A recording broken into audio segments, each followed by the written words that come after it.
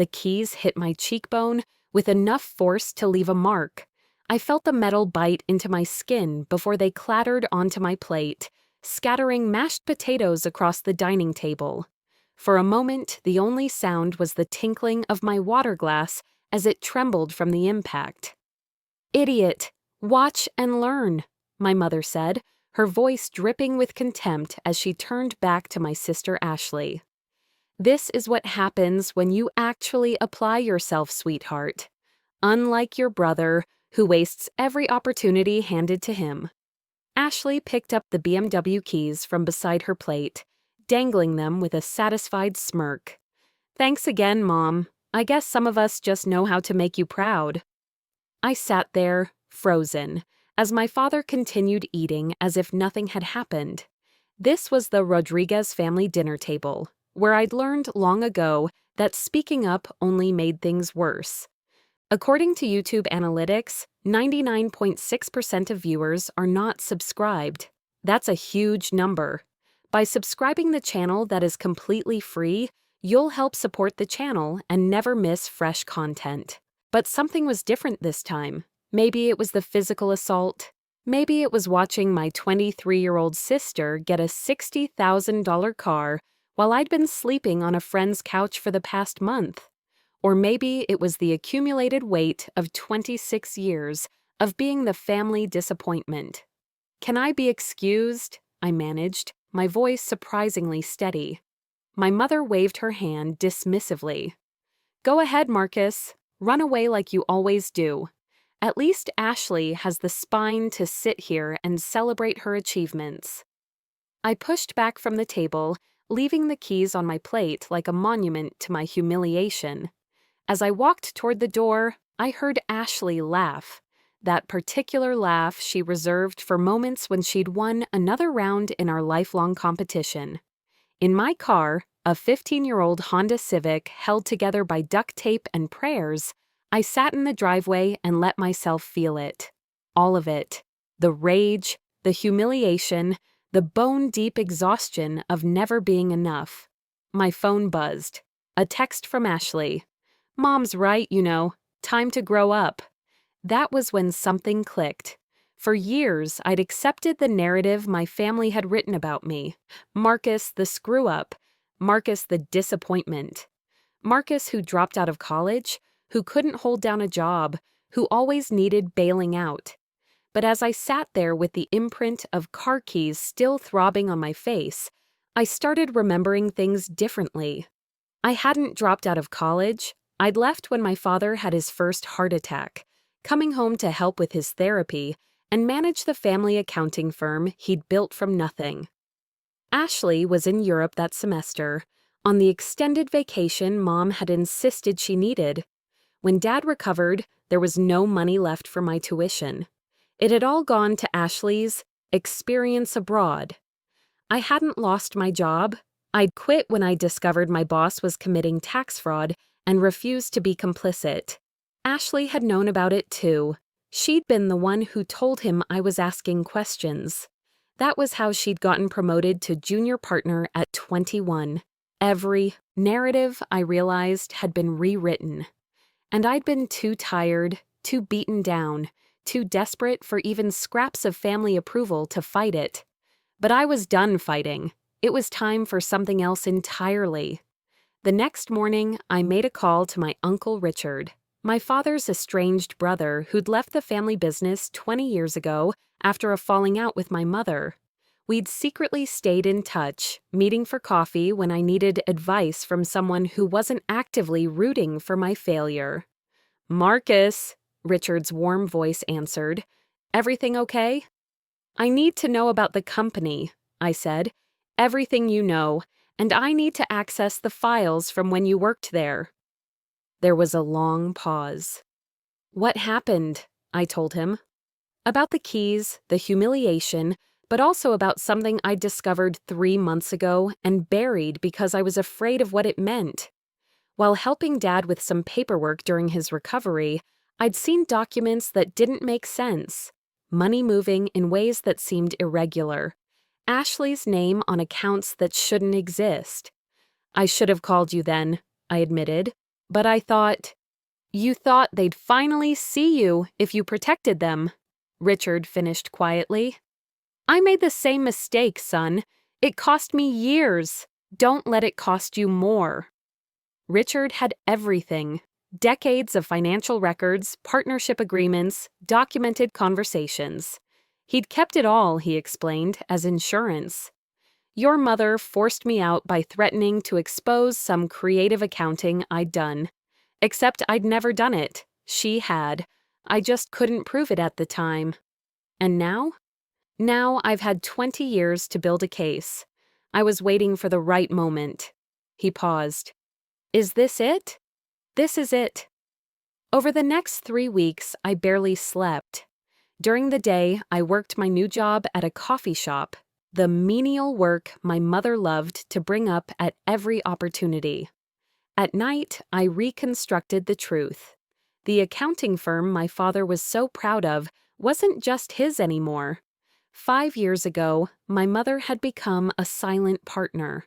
Then, slowly, she'd started using the firm's client accounts for personal investments. Nothing egregious at first, small amounts that were always paid back. But the pattern had escalated. Ashley knew. Of course she knew. She'd been helping, moving money through accounts that looked legitimate on the surface.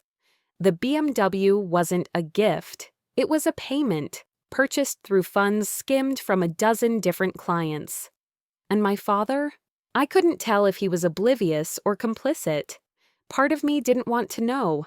I documented everything. Every transfer, every false invoice, every paper trail that led back to my mother and sister. I cross-referenced it with Richard's old records, showing the pattern went back years. I contacted a lawyer, a friend from my abbreviated college years who owed me a favor. She looked over everything with increasingly wide eyes. Marcus, she said finally, this isn't just unethical. This is criminal fraud, multiple felonies. If you report this, I know what it means. Your mother could go to prison. Ashley, too. I know. She studied my face. Are you sure you want to do this? There's no going back. I thought about the keys hitting my face, about years of being called stupid, lazy, worthless, about Ashley's smirk and my mother's contempt, about my father's silence. I'm sure. The confrontation happened at Sunday dinner because of course it did. My mother insisted on these weekly rituals, performances of family unity that felt like slow torture. I'd been skipping them for weeks, claiming work conflicts. This time, I showed up. Ashley was showing off her BMW, describing how perfectly it handled, how everyone at the firm was jealous. My mother beamed like Ashley had won a Nobel Prize. Marcus, my mother acknowledged with barely concealed disappointment. How nice of you to join us. Still working at that coffee shop? Actually, Mom, I wanted to talk about work. I pulled out a folder. Specifically, your work. The temperature in the room dropped 20 degrees. I'm not sure what you mean, my mother said carefully. I mean the client accounts you've been using as your personal piggy bank for the last 5 years. I mean the false invoices and fraudulent transfers. I mean the felony embezzlement that paid for Ashley's car. Ashley went pale. My father set down his fork slowly, looking between us. How dare you come into my home and make these accusations, my mother hissed. After everything we've done for you? You mean after everything I've done for you? My voice rose. I came home when Dad was sick. I left school. I worked for free at the firm for 18 months while Ashley was taking selfies in Paris. And you rewarded that by telling everyone I dropped out because I was too stupid to succeed. You're being dramatic. I have the proof. I slid the folder across the table. Every transaction, every fraudulent account, 5 years of embezzlement, documented and verified. I've already given copies to the state licensing board and the district attorney's office. The silence was deafening. My father opened the folder with shaking hands. I watched his face change as he flipped through pages. Confusion, then recognition, then horror. "Maria," he whispered, "tell me this isn't true." "It's not what it looks like." "It's exactly what it looks like, Dad." I kept my voice calm, though my heart was hammering. "Mom's been stealing from your clients. Ashley's been helping her hide it. That BMW, that's Mr. Peterson's retirement fund. The bonus you thought you earned last year? That was the Martinez Family Trust." Ashley found her voice. "You can't prove I knew anything." "You signed the transfer documents, Ash. Your signature is on 47 different fraudulent accounts." My mother stood abruptly, her chair scraping against the floor. "You ungrateful, spiteful little worm. After everything I sacrificed raising you, you threw car keys in my face and called me an idiot." The words exploded out of me. "You've spent my entire life telling me I'm worthless while propping up a fraud and a thief." "You want to talk about sacrifice? I sacrificed my education, my career, my self-respect, trying to earn love from people who were never capable of giving it." "How could you do this to your own family?" Ashley's voice cracked. "We're going to lose everything." "No, Ashley, you're going to lose everything you stole. There's a difference." My father was still staring at the documents, tears running down his face. "The firm," he said hoarsely. "My reputation, everything I built." This was the moment I'd been dreading. "Dad, you have two choices. You can claim ignorance, say you had no idea what they were doing, and cooperate fully with the investigation. The lawyer I've been working with thinks she can protect you if you testify. Or he goes down with us," my mother spat. "Is that what you want, Marcus? To destroy your father?" "I want the truth. For once in this family, I want the goddamn truth." The next 72 hours were chaos. The state licensing board launched an immediate investigation. The district attorney's office seized the firm's records. My mother hired a lawyer who tried to spin it as a misunderstanding, as Marcus the problem child seeking revenge for imagined slights. But the documents didn't lie. My father, to his credit, chose honesty. He testified that he'd been unaware of the embezzlement, that he'd trusted his wife and daughter to handle accounts while he recovered from his illness. The investigation confirmed his story. Every fraudulent transaction occurred during the periods he was too sick to work. He lost the firm anyway. You can't come back from that kind of breach of trust, even if you weren't personally responsible. 25 years of reputation gone. My mother was arrested on 14 counts of embezzlement and fraud. Ashley was arrested on 7 counts of conspiracy and aiding in the commission of a felony. Both posted bail, but the damage was done. The phone calls started immediately. Extended family members I'd barely spoken to in years, all wanting to know how I could betray my own blood. Cousins called me a snake. My grandmother wouldn't speak to me. Family friends blocked me on social media. Only Uncle Richard stood by me. "You did the right thing," he said over coffee. "I know it doesn't feel like it right now, but you did." "Dad won't talk to me," I said quietly. "He doesn't say I was wrong, but he can't look at me. He's grieving, not for what he lost, for what he never actually had. That takes time to process." The trial took 8 months. 8 months of legal maneuvering, of my mother's lawyers trying every tactic to discredit me. They painted me as a jealous failure, a vindictive son seeking revenge for a lifetime of perceived slights. They called character witnesses who testified to my instability, my inability to maintain employment, my dropout status. My lawyer dismantled every argument with documentation. Employment records showing I'd quit jobs on principle or to care for family. Letters from my college professors confirming I'd left in good academic standing. Most damning of all, the financial records that proved everything I'd claimed. Ashley took a plea deal. She testified against my mother in exchange for reduced charges, 18 months in minimum security plus 5 years probation. She sent me one text before she went in. "I hope you're happy now." I wasn't happy, but I was free. My mother refused to plea.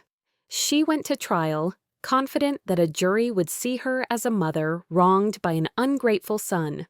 Instead, they saw her as a thief who'd manipulated her family and stolen from vulnerable clients for years. She was sentenced to 6 years in federal prison. The aftermath was strange and quiet. My father sold the house to pay restitution to the victims. He moved into a small apartment across town and got a job at a hardware store. We had coffee once, awkward and painful. "I don't know if I can forgive you," he said, "but I understand why you did it."